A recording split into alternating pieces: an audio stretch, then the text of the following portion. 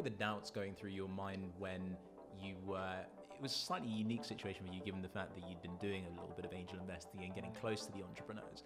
But I still imagine there must have been a few doubts about jumping in and doing it yourself. What if anything, was kind of holding you back or was making you think twice about it?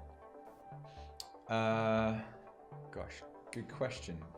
So, I mean, thinking twice, of course, is the reliance on an income to live on. So, you know, you're not going to make a great salary from an early stage company as an employee or equally as a founder.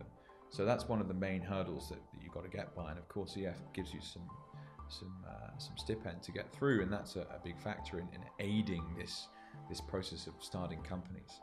To be honest, I haven't seen it as that big of a challenge switching from trying to be an angel investor into being an entrepreneur, just on the basis that I know that that's what I have to do first. So I had this target, angel investing in green tech. You know, the first question, does this company envisage a low carbon economy? If it's a yes, carry on looking at it. Well, it's a noble reason to invest in a company, but it doesn't make the company any good that you're looking at.